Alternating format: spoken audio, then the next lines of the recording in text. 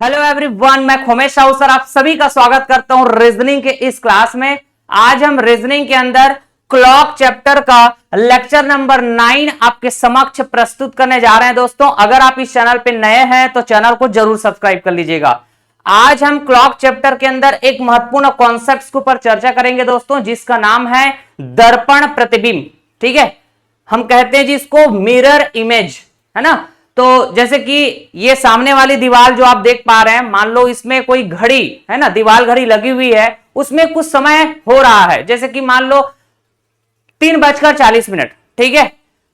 तो हमने कहा दोस्तों, अगर ये वाली दीवार में है ना, इस साइड वाले दीवार में घड़ी लगी हुई है, दीवार घड़ी जिसमें 3:40 हो रहा है, तो जस्ट अपोजिट वाले दीवार में, घड़ी के सामने वाले दीवार में एक मिरर लगी हुई है, दर्पण, है ना। तो उस दर्पण में घड़ी का जो छवि बनेगा, प्रतिबिंब बनेगा, ठीक है ना। तो उस प्रतिबिंब में कितना समय बताएगा, ये सवाल पूछे जाते हैं दोस्तों। ठीक है, तो घड़ी का दर्पण प्रतिबिंब, समझ गए। घड़ी में जो भी समय हो रहा होगा, वास्तविक समय, उसका घड़ी के प्रतिबिंब में समय क्या बताया जाएगा, ये सवाल पूछे जाते हैं दोस्तों। तो ऐसे पैटर्न के सवालों को हम एक बेहतरीन कॉन्सेप्ट्स के मदद से आपको अटैक करना सिखाएंगे एक बेहतरीन अंदाज में। चलिए स्टार्ट करते हैं आज का यह सेशन बिना देरी किए। ठीक है, देखिए, अगर हम दर्पण की बात करते हैं, है ना, तो दर्पण दो प्रकार के होते हैं दोस्तों हमारे reasoning subject point of view से। ठीक है ना। हमने कहा दोस्तों लंबवत दर्पण और क्षैतिज दर्पण। लंबवत दर्पण मतलब परपेंडिकुलर मिरर, ठीक है। क्षैतिज दर्पण जिसको हम कहेंगे हॉरिजॉन्टल मिरर। ठीक, जैसे कि हमने कहा जल प्रतिबिंब। जल प्रतिबिंब आपने फील किया होगा अपने दैनिक जीवन में।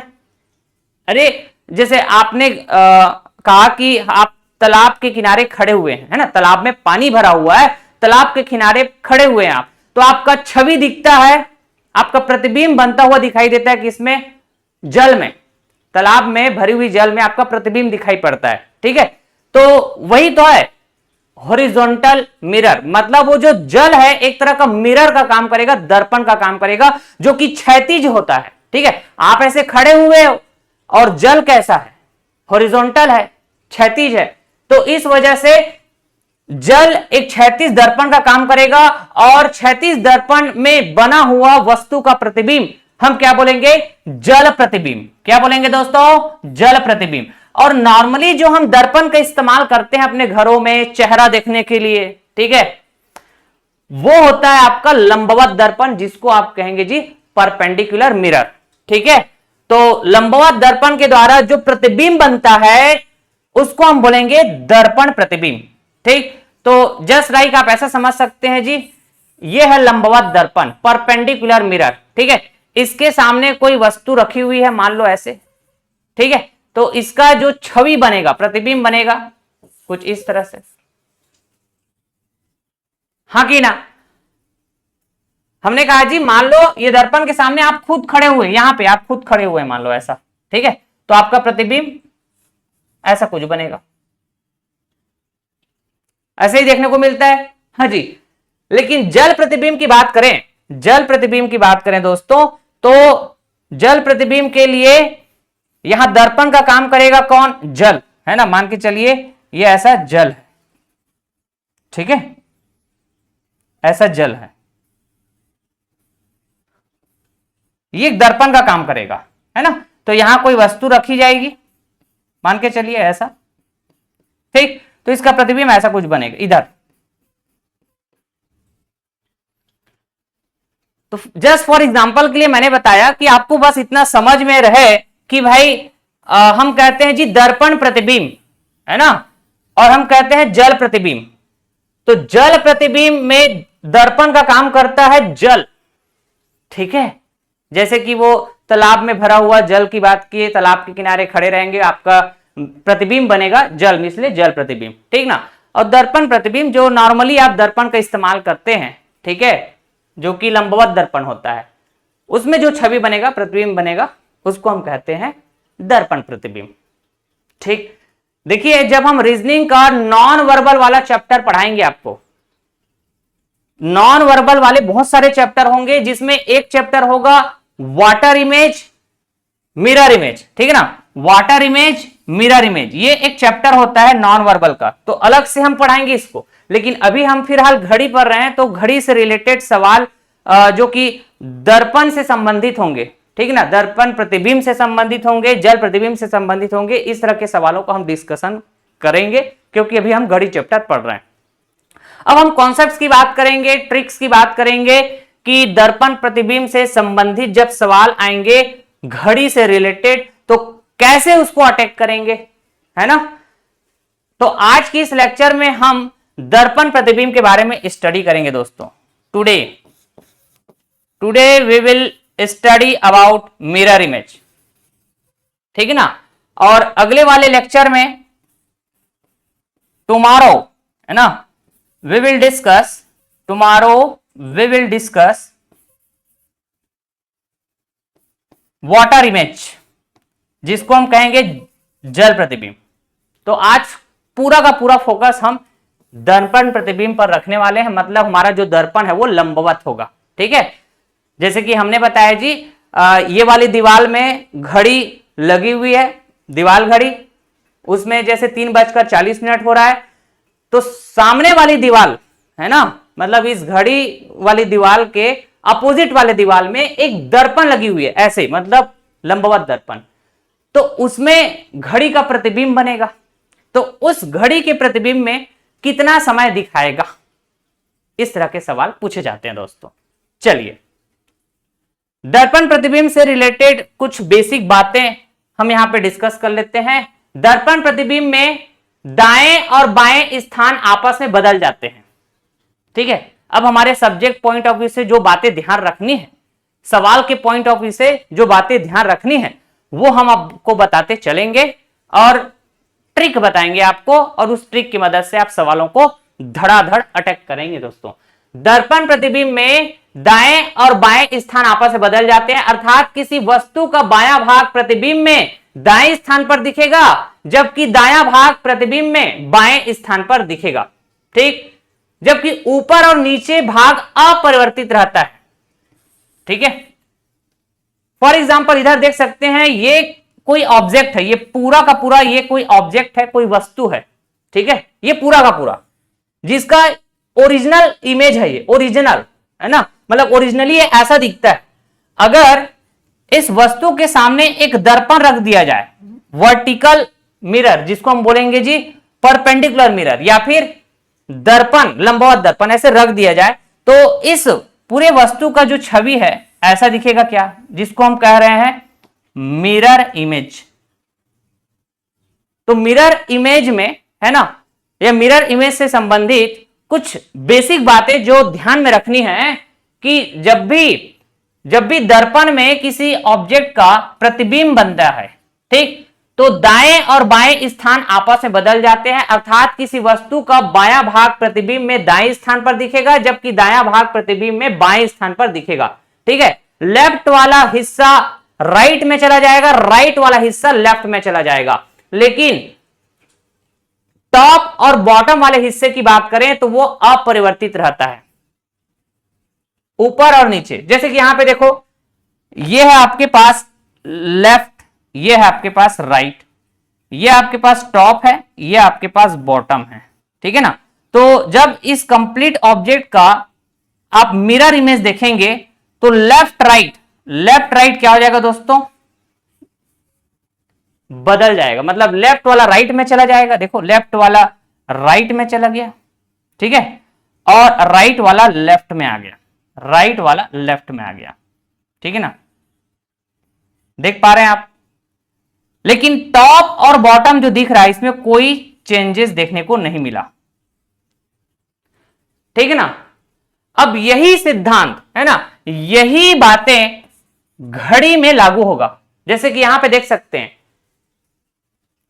मान लो ये है घड़ी, ठीक है, और इस घड़ी में जो वास्तविक समय बताया जा रहा है, देख पा रहे हैं आप 8:30 बजे, ये वास्तविक समय बताया जा रहा है। अब इसका दर्पण प्रतिबिंब में जाके समय देखना चाहें तो मिरर इमेज है ना, दर्पण प्रतिबिंब से संबंधित जो बातें हैं उसको यहां फॉलो कर दो। हमने कहा टॉप और बॉटम अपरिवर्तित रहेगा, लेफ्ट राइट बदल जाता है दर्पण प्रतिबिंब में, लेफ्ट वाला राइट में चला जाता है, राइट वाला लेफ्ट में। तो यहां पे देखो ये जो मिनट की सुई है ये नीचे है क्या, मतलब बॉटम है ना, बॉटम की तरफ इशारा कर रहा है, तो ये यहीं पे रहेगा। मतलब अगर ये 6 की तरफ है मिनट वाली सुई तो 6 की तरफ ही रहेगा, है ना। बॉटम में कोई परिवर्तन होगा नहीं, टॉप में कोई परिवर्तन होगा नहीं, लेकिन लेफ्ट राइट वाला परिवर्तन हो जाएगा। जैसे कि इधर लेफ्ट में है ना, आप ऐसे देख रहे हैं तो ये आपका लेफ्ट, ये आपका राइट, बायां दायां। तो यहां घंटा वाला जो सुई है ये बायां, तो भाई मिरर इमेज में, ठीक है ना, क्या हो जाएगा, दायां हो जाएगा। ठीक है, ऐसा था, इसको जस्ट आपको ऐसा पलट देना होगा, लाइक दिस।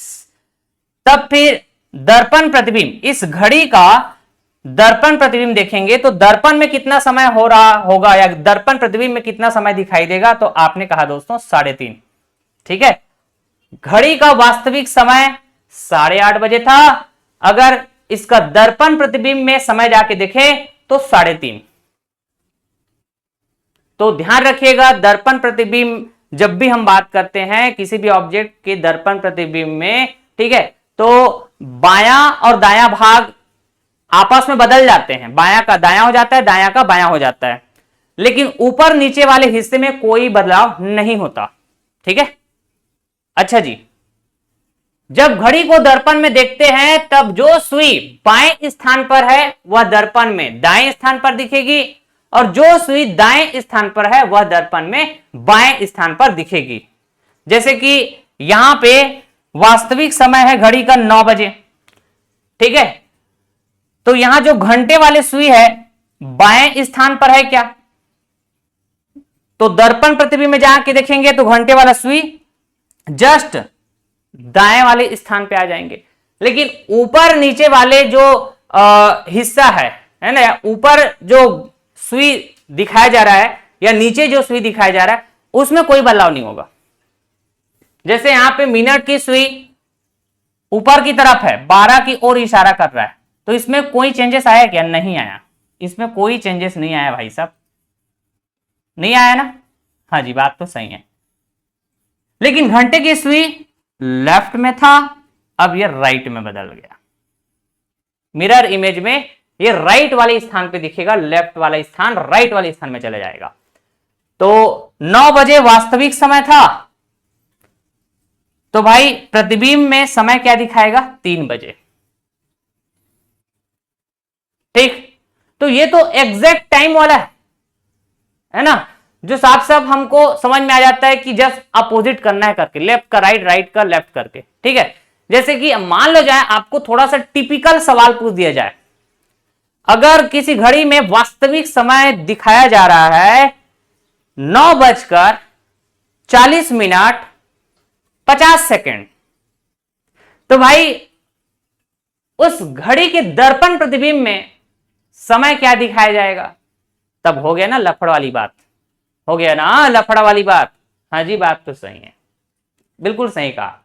तो वैसे सिचुएशन में हम क्या करेंगे, कुछ लॉजिकल ट्रिक्स हम इस्तेमाल करेंगे, और वही ट्रिक्स हम बताने जा रहे हैं दोस्तों आपको। सबसे पहले देखो सवाल में कैसे आपको सेंटेंस दिया जाएगा या कैसे पूछा जाएगा, सवाल के पूछने के जो पैटर्न है वो कैसे होंगे। दर्पण प्रतिबिंब से संबंधित प्रश्न, इससे संबंधित प्रश्नों में हमें वास्तविक समय दिया जाता है और वास्तविक समय के दर्पण प्रतिबिंब वाले समय के बारे में पूछा जाता है।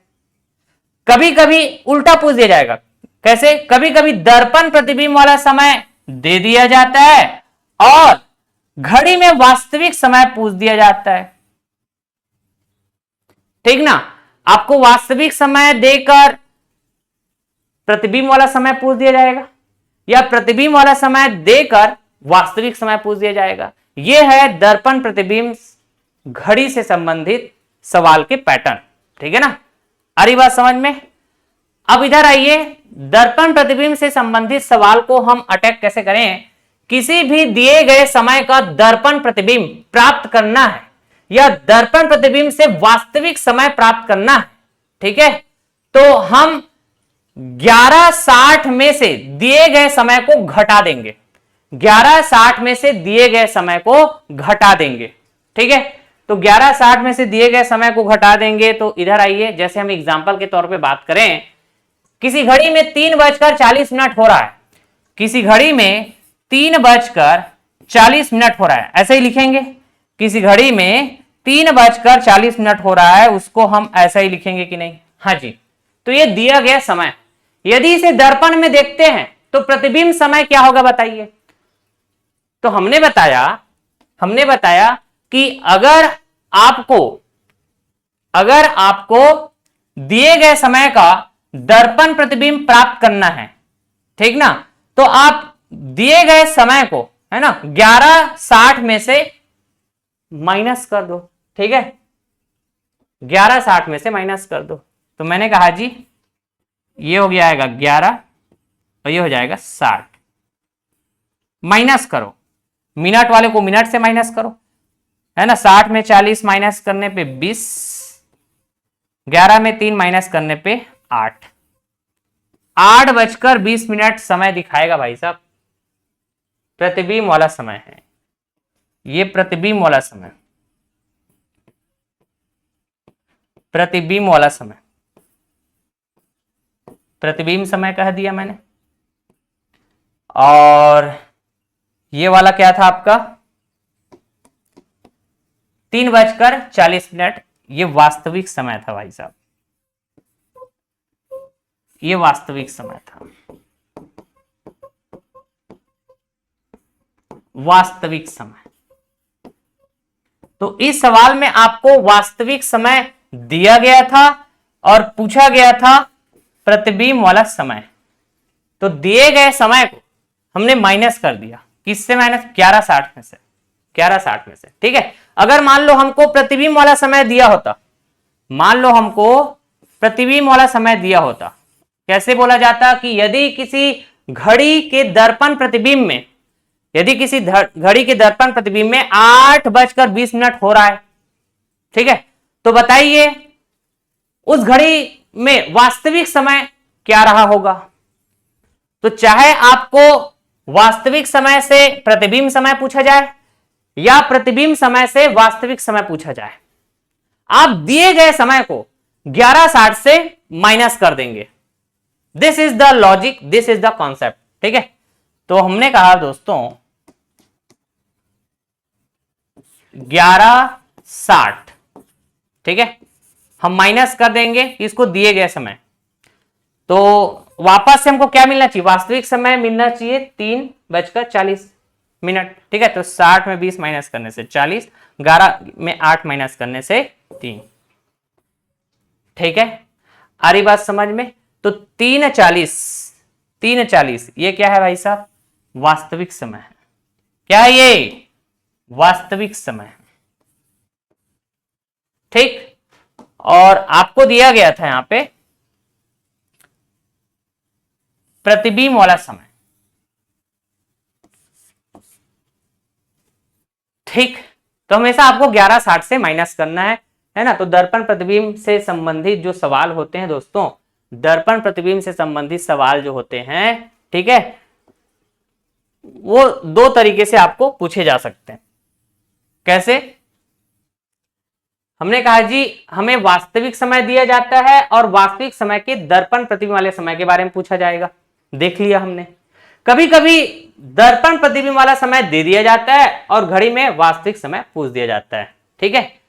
तो हम क्या करेंगे, दोनों ही स्थिति में, ठीक है ना, दिए गए समय को माइनस करेंगे 11:60 से, 11:60 से घटाना, जो भी समय दिया हुआ है उसको 11:60 से घटाना, ठीक है। यहां भी बात करें तो चाहे प्रतिबिंब वाला समय दिया हो चाहे वास्तविक समय दिया हो, ठीक है, एक समय देकर दूसरे समय के बारे में पूछा जाएगा।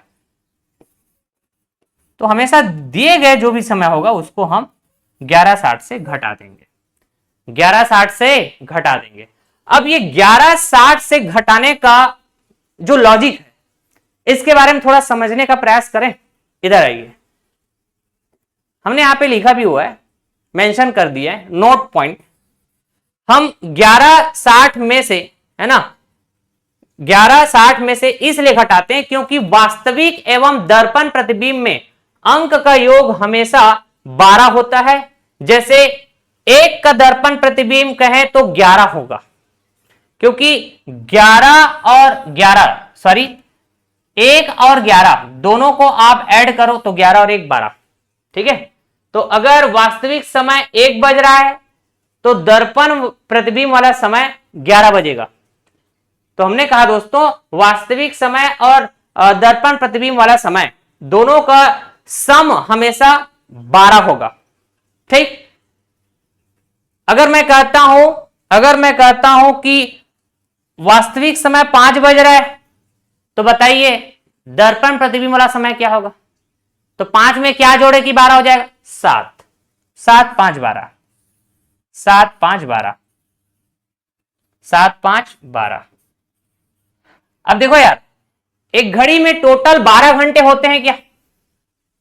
ठीक है, एक घड़ी में टोटल 12 घंटे होते हैं। अगर मैं यहां पे अगर मैं कहता हूं दोस्तों 12 घंटा, अगर मैं कहता हूं 12 घंटा, ये ऐसे बोल देते हैं 12 आवर्स, 12 घंटे। ठीक है, तो अगर मैं इसको आवर और मिनट, है ना, आवर और मिनट हैंड के अकॉर्डिंग लिखना चाहूं, मतलब टोटल 12 घंटे को आवर और मिनट हैंड दोनों के हिसाब से लिखना चाहें तो क्या हम ऐसा लिख सकते हैं? 11 घंटा 60 मिनट। बताइए जरा, 11 घंटा 60 मिनट लिख सकते हैं कि नहीं? तो 1160 से माइनस करने के पीछे जो लॉजिक है, कॉन्सेप्ट है ना, वो क्या है दोस्तों कि आप वास्तविक समय देखें और दर्पण प्रतिबिंब वाला समय देखें, दोनों का आप योग कर देंगे ना तो हमेशा 12 के बराबर होगा। और 12 का मतलब यहां पे घड़ी में टोटल 12 घंटे होते हैं, तो 12 घंटे को हम चाहें तो वो ऐसा लिख सकते हैं, आवर हैंड और मिनट हैंड के हिसाब से 11 घंटा 60 मिनट। बोलिए, पूरा खुल के बता दिए हम आपको। ये ट्रिक्स जो हम इस्तेमाल कर रहे हैं 1160 से माइनस करने का, है ना, इसके पीछे का जो लॉजिक है हम बेहतरीन अंदाज में आपको खुल के बता दिए दोस्तों। ठीक है, आ रही बात समझ में? मान लो मैं ये इस तरह से लिखने की चाहत रख रहा हूं, जैसे 12 घंटा है, ध्यान रखिएगा 12 घंटा है, तो 12 घंटे को अगर मैं आवर हैंड और मिनट हैंड इस हिसाब से लिखना चाहूं तो हमने बताया दोस्तों 1160। ठीक है, लेकिन इसी 12 घंटे को मैं अगर hour hand, minute hand and second hand, ठीक है, इस हिसाब से अगर हम लिखना चाहें तो क्या बोलेंगे? जैसे 12 घंटे को आवर हैंड और मिनट हैंड के हिसाब से लिखना चाहे तो हमने कहा दोस्तों भाई 12 घंटे में से 1 घंटा मिनट वाले को दे दें तो 1 घंटा मतलब 60 मिनट के बराबर, इसलिए 11 घंटा 60 मिनट। वैसे ही मैंने कहा ये हो गया 11 घंटा।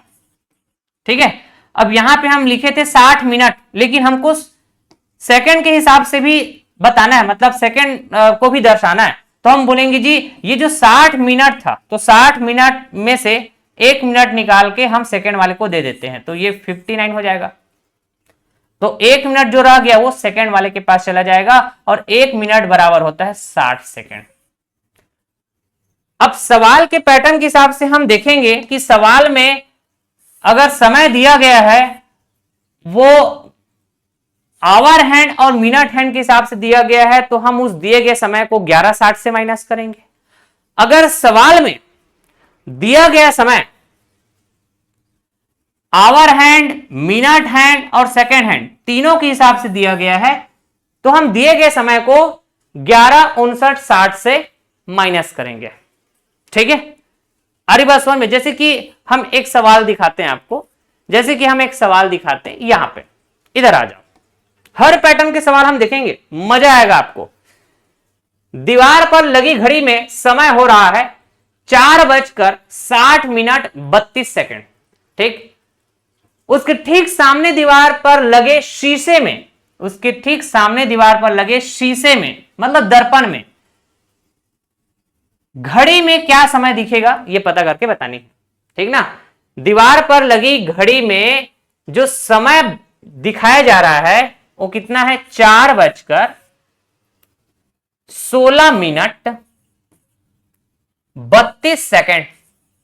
तो ठीक सामने दीवार पर लगे शीशे में देखने पर घड़ी में क्या समय दिखेगा ये पता करके बतानी, मतलब दर्पण प्रतिबिंब वाला समय बताना है, ठीक है, हाँ कि ना। तो हमने कहा दोस्तों दिए गए समय को हम माइनस करते हैं, किससे माइनस करेंगे, 11:60 से, यही कहते हैं। लेकिन यहां पे आवर हैंड, मिनट हैंड और सेकेंड हैंड तीनों के बारे में बात हुई है, तो हम 11:60 से माइनस ना करके हम माइनस करेंगे किससे, 11:59 से माइनस करेंगे, 11:59 से माइनस करेंगे, ऐसे ही, ठीक है। कर दो, सेकेंड वाले को सेकेंड से माइनस करना, मिनट वाले को मिनट से माइनस करना, आवर वाले को आवर से, आवर का मतलब घंटा, ये घंटा, ये मिनट और ये सेकेंड। तो 60 में 32 माइनस करें तो 28 होता है क्या, अरे 8 2 10, 3 2 5 1 6, ठीक है। 59 में 16 को हटाओ तो 9 में 6 गया 3, 5 में 1 गया 4, 11 में 4 को माइनस करो तो 7, तो ये हो जाएगा दोस्तों ठीक सामने दीवार पर लगे शीशे में देखने पर घड़ी में क्या समय दिखाई देगा, मतलब प्रतिबिंब वाला समय, प्रतिबिंब वाला समय,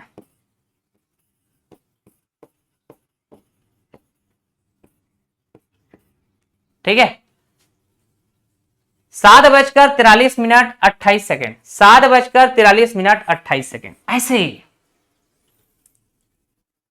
हाँ कि ना। और ये जो समय दिया हुआ था क्या था दोस्तों, ये है वास्तविक समय, वास्तविक समय। धीरे धीरे सवाल का लेवल बढ़ते जाएगा, you don't need to worry about, ठीक। चलिए अब थोड़ा और कुछ बेसिक सवालों के ऊपर चर्चा कर लेते हैं फटाफट, है ना। इधर आ जाओ, एक घड़ी को दर्पण में देखने पर 4:15 बज रहा है, 4:15 का मतलब समझते हैं ना, ठीक है।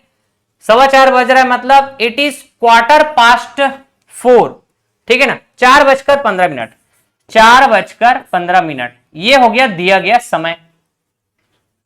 इस स्थिति में घड़ी में वास्तविक समय क्या होगा, है ना। एक घड़ी को दर्पण में देखने पर 4:15 बज रहा है तो वास्तविक समय बताना। अरे यार चाहे आपको जो भी समय पूछा जा रहा हो, जो दिया गया समय है उसको हम 11:60 से माइनस करेंगे।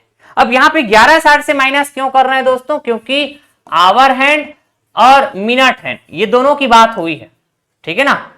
अरे 4:15 तो 11:60 से माइनस कर रहे हैं दिए गए समय को, ठीक है। अगर सेकंड की जिक्र किया गया होता तो 11:59 से माइनस करते, हो गया, सॉल्व हो गया क्या। 60 - 15 45 हो जाएगा, 11 - 4 7 जाएगा। ध्यान रखना है आपको, मिनट वाले को मिनट से माइनस करना है, घंटे वाले को घंटे से माइनस करना है, समझ गया क्या बात। तो 7:45, सी फॉर चाइना। एक घड़ी को दर्पण के सामने रखने पर लगता है कि 8:12 हुआ है, मतलब दर्पण प्रतिबिंब वाला समय दिया हुआ है 8:12, ठीक है। तो घड़ी में सही समय क्या हो रहा होगा, मतलब वास्तविक समय पूछा जा रहा है। जो भी समय पूछा जाए, हमको अगर दिया गया है घंटा और मिनट तो हम 11:60 से माइनस करेंगे दिए गए समय को। घंटा मिनट सेकंड तीनों के बारे में जिक्र हुआ है तो 11:59 से माइनस करेंगे, दैट्स इट, ठीक है ना। तो 60 - 12 48, 11 - 8 3, 3:48। घड़ी में सही समय क्या दिखा रहा होगा? 3:48। ऐसे अगला सवाल, यदि एक घड़ी का वास्तविक समय 12:15 हो रहा हो, ठीक है, वास्तविक समय दिया गया है 12:15, 12:15, तो इस स्थिति में दर्पण प्रतिबिंब वाला समय क्या होगा? तो आप कहेंगे जी 11:60 से माइनस करेंगे। 60:11 से माइनस करेंगे कि 11:60 से? सर 11:60 से माइनस करेंगे। अग्री करेंगे दोस्तों? 60 - 15 45 हो जाएगा क्या? सर ये तो गड़बड़ हो गया। 11 - 12 करेंगे तो -1 आ रहा है, गड़बड़ हो गया। ठीक है, हमने कहा था हर पैटर्न के सवाल आपको हम कराएंगे, कोई कंफ्यूजन नहीं रहेगा आपको। तो सर इस स्थिति में क्या करें हम? तो इधर देखो यार, इधर देखो, हम बताते हैं आपको। पहली बात तो ये गलत, ऐसे सॉल्व करना गलत है। अब देखो, हमने कहा जी रेलवे टाइम होता है, रेलवे टाइम, रेलवे वाला टाइम,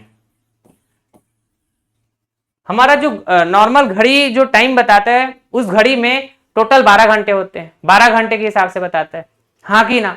लेकिन रेलवे वाला टाइम 24 घंटे के हिसाब से बताता है, 24 घंटे के हिसाब से, ठीक ना? तो हमने कहा जी इस 24 घंटे को क्या हम ऐसा लिख सकते हैं? 23 घंटे, है ना, 23 घंटे 60 मिनट, आवर हैंड, मिनट है, लिख सकते हैं कि नहीं? तो एक्चुअली हमको यहां पे ना जो दिया गया समय ये 11:60 से ऊपर है, 11:60 बोलना है मतलब 12 घंटा, और यहां पे 12:15 बोल रहा है, मतलब ये 12 घंटे से ऊपर की बात कर रहा है, मतलब ये रेलवे टाइम में आ गया है। ये 12:15 बोल रहा है मतलब 13 बजेगा, 14 बजेगा, ऐसे, तो ऐसे थोड़ा समझना पड़ेगा। तो हम यहां पे एक्चुअली दिए गए समय को माइनस करेंगे, किससे? 23:60 से, ठीक है? तो दिया गया समय क्या? 12:15,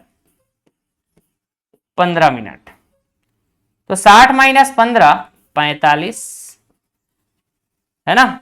3 में 2 माइनस करने पे 1, 2 में 1 माइनस करने पे 1, 11:45। ऑप्शन ए करेक्ट हो जाएगा, ऑप्शन ए करेक्ट हो जाएगा। तो इसको हमने सॉल्व किया रेलवे टाइम के हिसाब से, हाँ कि ना?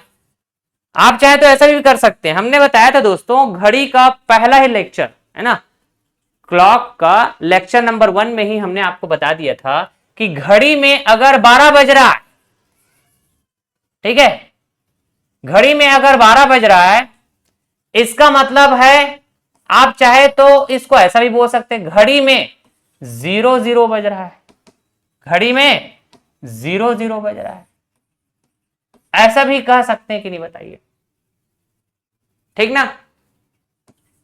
अगर घड़ी में 0 बज रहा है, इसका मतलब घड़ी में 12 बज रहा है। दोनों का मतलब सेम बात है कि नहीं, बताइए?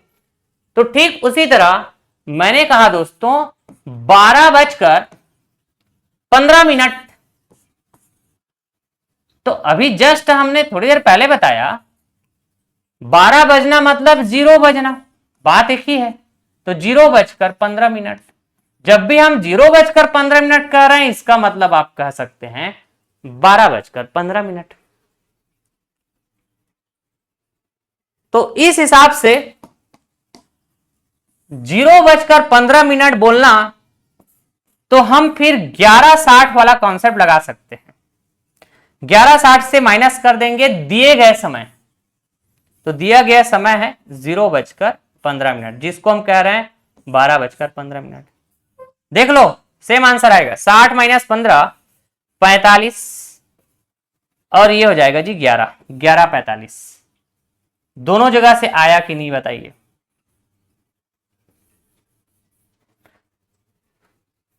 ठीक है, तो जब भी आपको 12 से ऊपर ऐसे समय दिया गया, जैसे 12:15, ठीक है, या 12:45 ऐसे ही।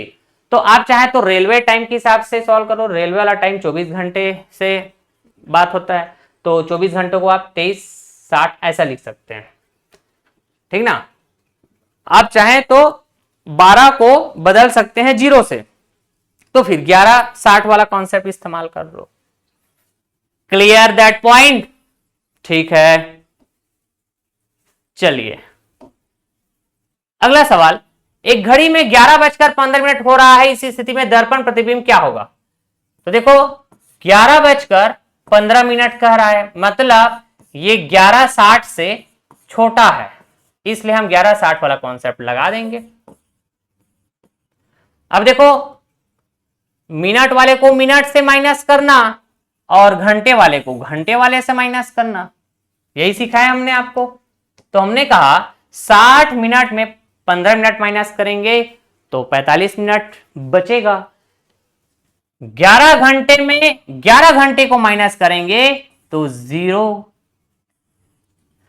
तो 0:45 कहो या फिर 12:45 कहो। बात एक ही है क्या? अरे 0 बजना, घड़ी में 0 बजना मतलब 12 बजना। अगर मैं कहता हूं 0:45 तो आपने कहा जी 12:45, बात एक ही है। और ऑप्शन में आपको दिया गया है 12:45, तो आप हड़बड़ा मत जाना। सर 11:15 दिया हुआ समय था, हमको दर्पण प्रतिबिंब पूछा गया था, तो 11:60 से माइनस किए तो 0:45 आना चाहिए, ऑप्शन में तो दिख ही नहीं रहा है। तो आपको कॉन्सेप्ट गहराई से नहीं पता, इसलिए ऐसा आप बोल रहे हैं, है ना।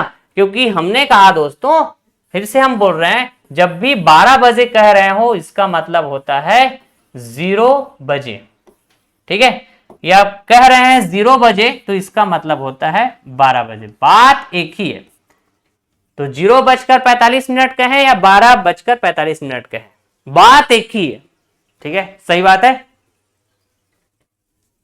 चलिए इस सवाल को देखिए, थोड़ा सा सवाल का लेवल बढ़ गया है ना। किसी घड़ी में 8:46 सहित 4/11 हो रहे हैं। यदि इसे दर्पण प्रतिबिंब में देखते हैं तो प्रतिबिंब समय क्या होगा, ठीक ना। तो हमने कहा जी 8:46 सहित 4/11, मतलब ये 11:60 से छोटा है, तो हम 11:60 से माइनस करेंगे। अगर ये 11:60 से बड़ा होता तो रेलवे वाला टाइम ले लेते, ठीक है।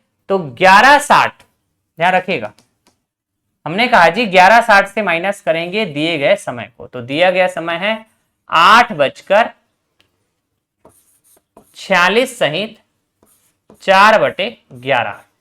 इसको माइनस करो, तो हम बताए थे मिनट वाले को मिनट से माइनस करना है, घंटे वाले को घंटे से माइनस करना है दोस्तों, ठीक है ना। तो देखिए 11 - 8, 11 घंटे में 8 घंटे माइनस करेंगे तो 3 घंटे। अब यहां पे थोड़ा तकलीफ होगा, यहां पे थोड़ा तकलीफ होगा, ठीक है। तो हम आपकी तकलीफ को दूर कर देते हैं दोस्तों, हम आपके तकलीफ को दूर कर देते हैं। कैसे दूर करने वाले हो सर? तो स्क्रीन में ध्यानपूर्वक देखना, ठीक है, जो बातें हम समझाने जा रहे हैं।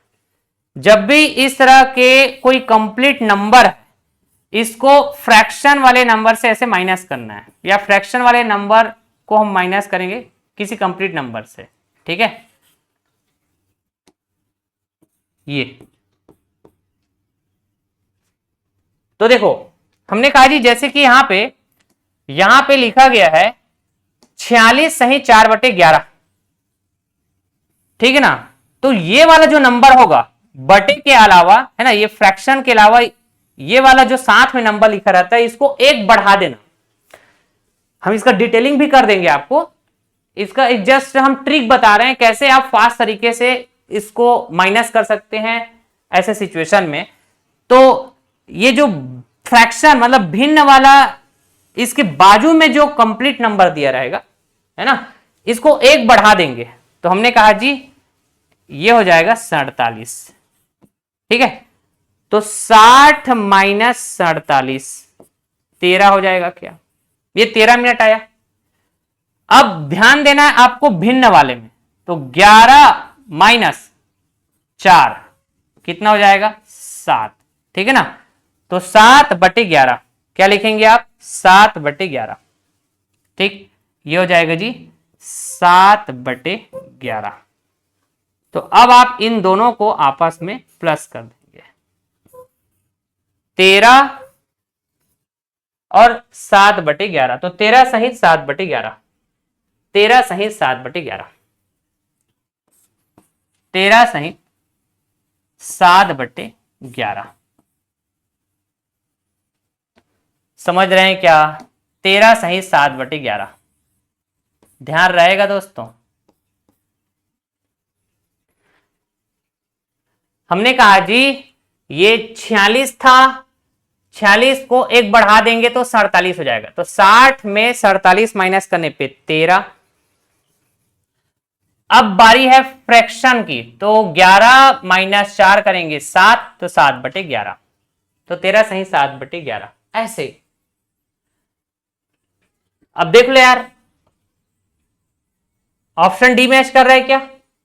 3:13 सही 7/11 मिनट। ठीक, अब इसका हम डिटेलिंग भी कर देते हैं, इसका हम डिटेलिंग भी कर देते हैं दोस्तों। इधर आओ, हमने कहा जी 60 माइनस 46 सही 4/11, 60 माइनस 46 सही 4/11। ठीक है, अब इधर देखो, क्या हम 46 सही 4/11 को ऐसा लिख सकते हैं? 46 प्लस 4/11, 46 सही 4/11 को 46 प्लस 4/11 लिख पाएंगे ऐसा? फिर हमने कहा 60 माइनस 46 माइनस 4/11। अब इसको सॉल्व करना आना चाहिए, ये बेसिक मैथ्स है। और हमने इधर आपको ट्रिक बता दिया, कैलकुलेशन का ट्रिक बता दिया कि कैसे आप जल्द से जल्द सॉल्व कर सकते हैं, लेकिन आप चाहे तो वेरीफाई करके देख सकते हैं बेसिक से। ठीक है, हमने कहा जी 60 माइनस 46 कितना होगा? तो 14 हो जाएगा। 60 माइनस 46 14 हो जाएगा, माइनस 4/11। हाँ कि ना? अब इसको सॉल्व करना है, तो 11 चौके 44, 11 कम 11 4 15, माइनस का 4 डिवाइडेड बाई 11, तो 154 माइनस 4 150 हो जाएगा। ठीक है ना? कितना हो जाएगा? 150/11। किस में आएगा ये? मिनट में आएगा। इसको सॉल्व करके देखो, 13 सही 7/11 मिनट आएगा। 11 कम 11, 4 बचेगा 40 हो जाएगा, 11 तिया 33, 7 बचेगा, 7 शेष बचेगा जो कि 11 से डिवाइड नहीं हो पाएगा, तो 13 सही 7/11 मिनट। समझ गया दोस्तों? ठीक, तो आप बेसिक से गए तो भी 13 सही 7/11 मिनट आया। ठीक ना?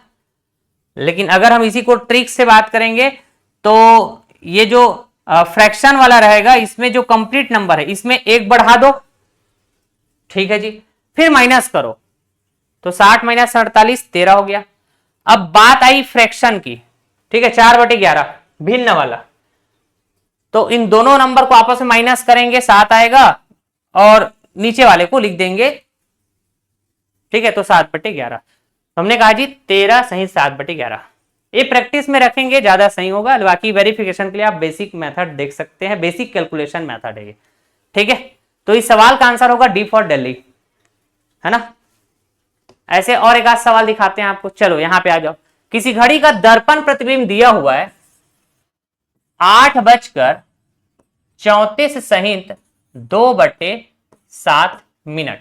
ठीक है, वास्तविक समय क्या हो रहा होगा? तो हमने कहा जी 11:60 से माइनस करेंगे क्या?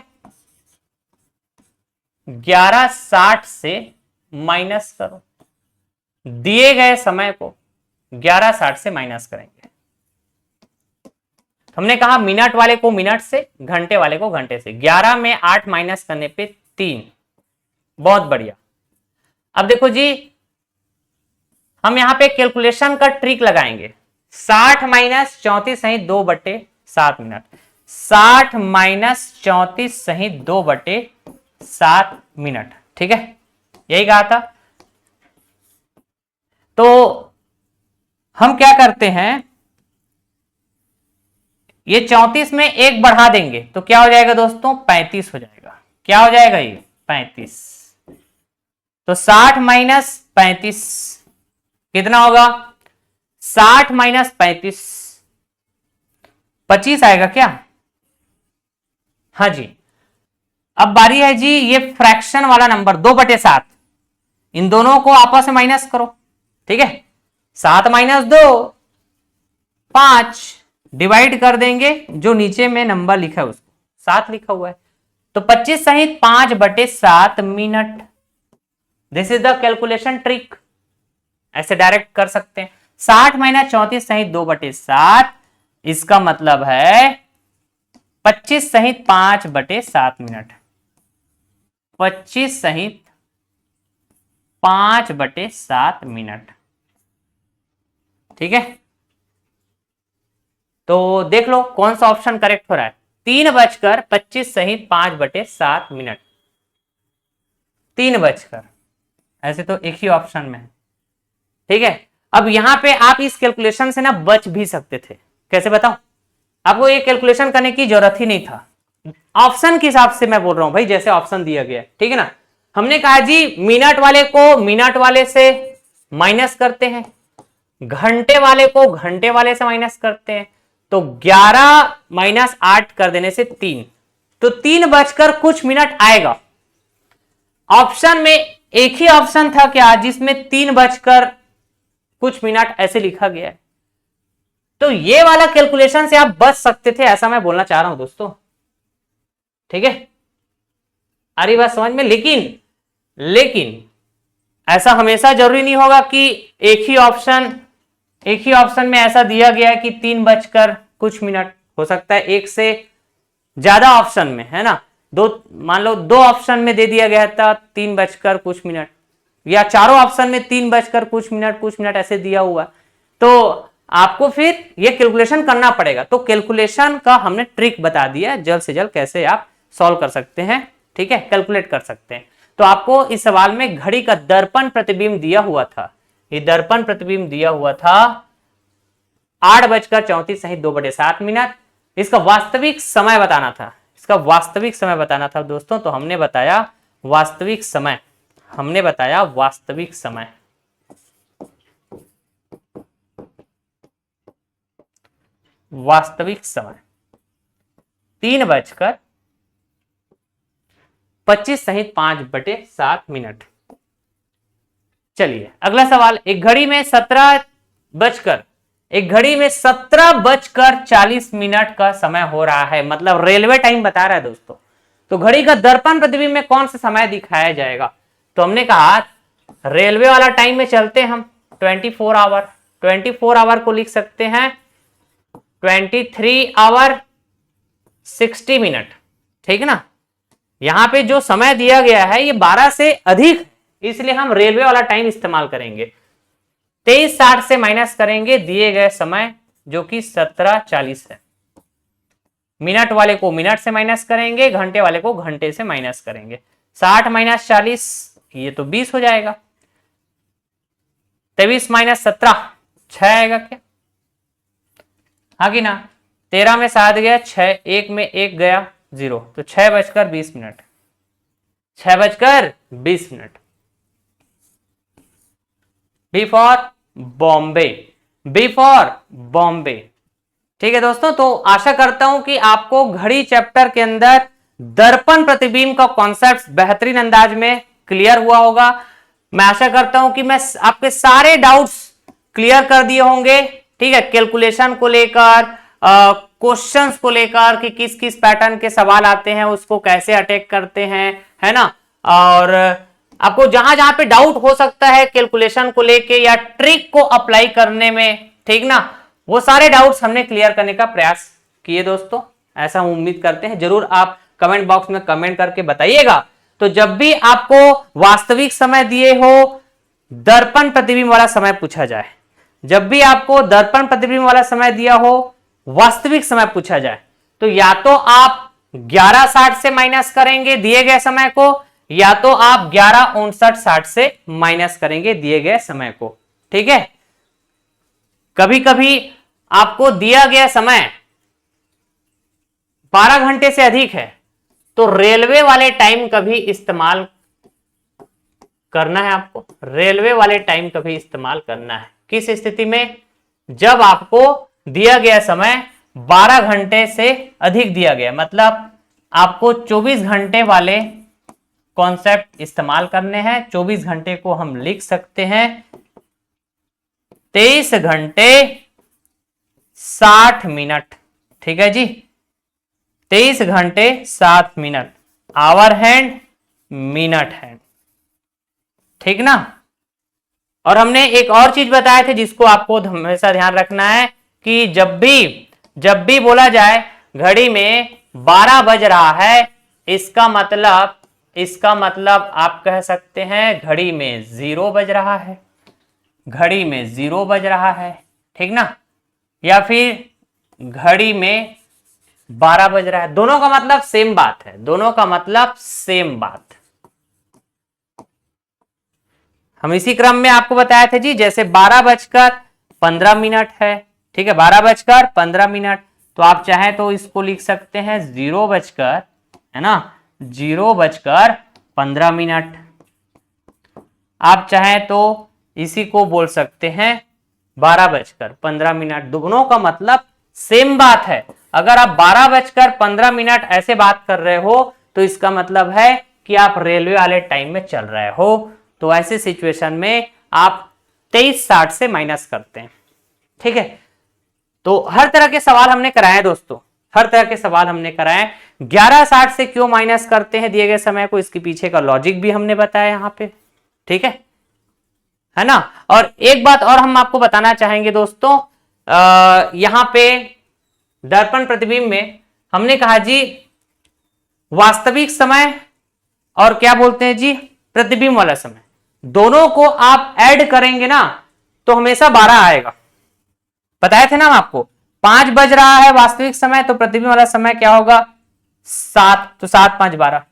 वैसे हम यहां पे देखें तो ऐसे चलता है, 11 + 1 12, 10 + 2 12। अगर घड़ी में 10 बज रहा है तो दर्पण प्रतिबिंब में कितना बजेगा 2 बजेगा। ठीक है, हमने कहा जी अगर घड़ी में 9 बज रहा है तो दर्पण प्रतिबिंब, अच्छा जी, तो 3, घड़ी में 9 बज रहा है तो दर्पण प्रतिबिंब 3 बजेगा। ठीक ना, समझ रहे हैं क्या? अच्छा जी, 8 बज रहा है घड़ी में तो दर्पण प्रतिबिंब में देखेंगे तो 4 बजेगा। 8 4 12 यार, वैसे ही 7 5 12।